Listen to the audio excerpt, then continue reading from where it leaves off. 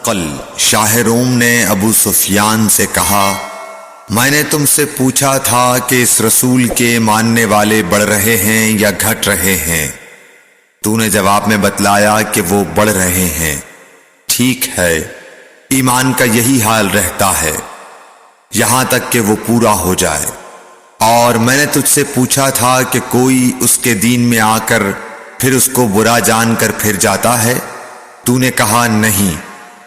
اور ایمان کا یہی حال ہے، جب اس کی خوشی دل میں سما جاتی ہے تو پھر اس کو کوئی برا نہیں سمجھ سکتا۔ صحیح بخاری حدیث نمبر 51۔ حضور اکرم صلی اللہ علیہ وسلم فرماتے تھے، حلال کھلا ہوا ہے اور حرام بھی کھلا ہوا ہے، اور ان دونوں کے درمیان بعض چیزیں شبہ کی ہیں جن کو بہت لوگ نہیں جانتے کہ حلال ہیں یا حرام۔ پھر جو کوئی شبہ کی چیزوں سے بھی بچ گیا اس نے اپنے دین اور عزت کو بچا لیا، اور جو کوئی ان شبہ کی چیزوں میں پڑ گیا اس کی مثال اس چرواہے کی ہے جو شاہی محفوظ چراگاہ کے آس پاس اپنے جانوروں کو چرائے۔ وہ قریب ہے کہ کبھی اس چراگاہ کے اندر گھس جائے اور شاہی مجرم قرار پائے۔ سن لو، ہر بادشاہ کی ایک چراگاہ ہوتی ہے، اللہ کی چراگاہ اس کی زمین پر حرام چیزیں ہیں، پس ان سے بچو۔ اور سن لو، بدن میں ایک گوشت کا ٹکڑا ہے، جب وہ درست ہوگا سارا بدن درست ہوگا، اور جہاں بگڑا سارا بدن بگڑ گیا۔ سن لو، وہ ٹکڑا آدمی کا دل ہے۔ صحیح بخاری حدیث نمبر 52۔ عبد القیس کا وفد جب حضرت صلی اللہ علیہ وسلم کے پاس آیا تو آپ نے پوچھا کہ یہ کون سی قوم کے لوگ ہیں یا یہ وفد کہاں کا ہے؟ انہوں نے کہا کہ ربیعہ خاندان کے لوگ ہیں۔ آپ صلی اللہ علیہ وسلم نے فرمایا، مرحبا اس قوم کو یا اس وفد کو، نہ ذلیل ہونے والے نہ شرمندہ ہونے والے، یعنی ان کا آنا بہت خوب ہے۔ وہ کہنے لگے، اے اللہ کے رسول صلی اللہ علیہ وسلم، ہم آپ کی خدمت میں صرف ان حرمت والے مہینوں میں آ سکتے ہیں، کیونکہ ہمارے اور آپ کے درمیان مضر کے کافروں کا قبیلہ آباد ہے۔ پس آپ ہم کو ایک ایسی قطعی بات بتلا دیجئے جس کی خبر ہم اپنے پچھلے لوگوں کو بھی کر دیں جو یہاں نہیں آئے، اور اس پر عمل درآمد کر کے ہم جنت میں داخل ہو جائیں۔ اور انہوں نے آپ سے اپنے برتنوں کے بارے میں بھی پوچھا۔ آپ صلی اللہ علیہ وسلم نے ان کو 4 باتوں کا حکم اور 4 قسم کے برتنوں کو استعمال میں لانے سے منع فرمایا۔ ان کو حکم دیا کہ ایک اکیلے خدا پر ایمان لاؤ۔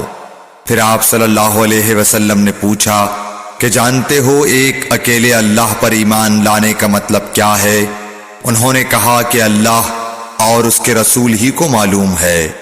آپ نے فرمایا کہ اس بات کی گواہی دینا کہ اللہ کے سوا کوئی معبود نہیں، اور یہ حضرت محمد صلی اللہ علیہ وسلم اس کے سچے رسول ہیں، اور نماز قائم کرنا اور زکوٰۃ ادا کرنا اور رمضان کے روزے رکھنا، اور مال غنیمت سے جو ملے اس کا 5واں حصہ مسلمانوں کے بیت المال میں داخل کرنا، اور 4 برتنوں کے استعمال سے آپ صلی اللہ علیہ وسلم نے ان کو منع فرمایا، سبز لاکھی مرتبان سے اور کدو کے بنائے ہوئے برتن سے، لکڑی کے کھودے ہوئے برتن سے اور روغنی برتن سے، اور فرمایا کہ ان باتوں کو حفظ کر لو اور ان لوگوں کو بھی بتلا دینا جو تم سے پیچھے ہیں اور یہاں نہیں آئے ہیں۔ صحیح بخاری حدیث نمبر 53۔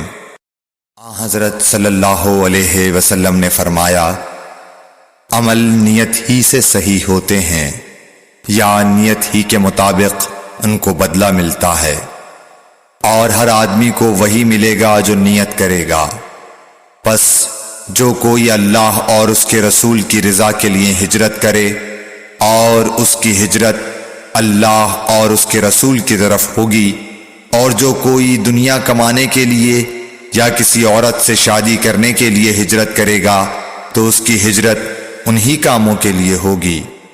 صحیح بخاری حدیث نمبر 54۔ حضرت صلی اللہ علیہ وسلم نے فرمایا، جب آدمی ثواب کی نیت سے اپنے اہل و عیال پر خرچ کرے پس وہ بھی اس کے لیے صدقہ ہے۔ صحیح بخاری حدیث نمبر 55۔ حضرت صلی اللہ علیہ وسلم نے فرمایا، بے شک تو جو کچھ خرچ کرے اور اس سے تیری نیت اللہ کی رضا حاصل کرنی ہو تو تجھ کو اس کا ثواب ملے گا، یہاں تک کہ اس پر بھی جو تو اپنی بیوی کے منہ میں ڈالے۔ صحیح بخاری حدیث نمبر 56۔ جریر بن عبداللہ رضی اللہ تعالی عنہ نے کہا کہ حضرت صلی اللہ علیہ وسلم سے میں نے نماز قائم کرنے اور زکوٰۃ ادا کرنے اور ہر مسلمان کی خیر خواہی کرنے پر بیعت کی۔ صحیح بخاری حدیث نمبر 57۔